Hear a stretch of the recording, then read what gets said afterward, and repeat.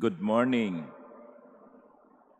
A bishop was invited to a parish to celebrate Mass, and he delivered a very beautiful and inspiring homily. After the Mass, the parish priest came to the bishop and said, "Bishop, the people were very happy about your homily. They like it very much." And the bishop said, "Well, I hope God likes it too." My dear brothers and sisters, in the gospel that we heard, which I have to admit quite deep, in words and in content, there is something here that Jesus said, "I do not accept human praise." When you accept praise for one another, how come you do not seek the praise that comes from the only God? Hindi ko tinatanggap ang papuri ng mga tao, sabi ni Jesus. You know, my dear sisters and brothers, in this age of social media, there is always this great temptation to praise ourselves and to look for praises from others. Yung mga likes, yung mga followers, 1 million followers, 3 million followers, 1,000 likes. There is a danger there, There is a danger of falling into temptation of becoming proud. Yung lumaki ang ulo. Yan ang isang talagang inaalagaan ko, na wag pumasok sa isip ko, at lumaki ang ulo ko sa mga papuri ng mga tao. May mga ganun tao hinahanap lagi yung papuri ng iba. Walang masama doon kung yung mga papuring iyon ay tumutungo sa Diyos.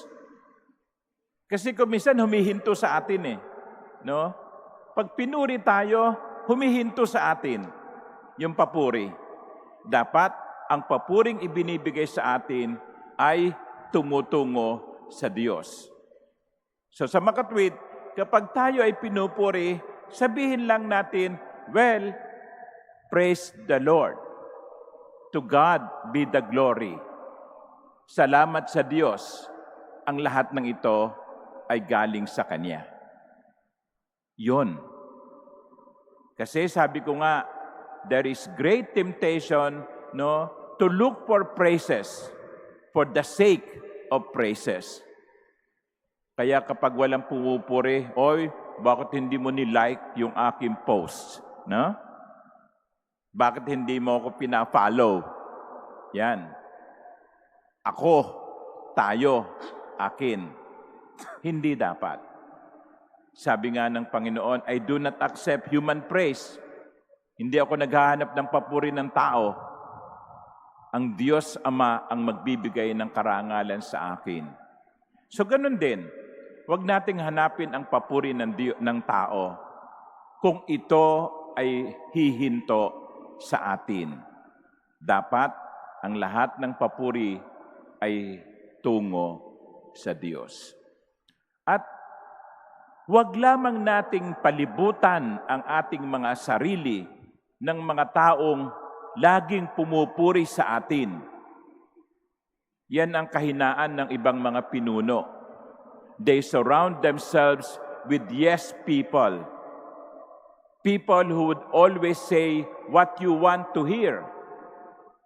People who will say that you are like this, that you are good, that you are the best. People who are afraid to say the truth, to tell the truth. No. You will be a weak leader if you surround yourself with people who are always saying what you want to hear. But rather, be open also to people who are saying things that you do not want to hear, but you need to hear.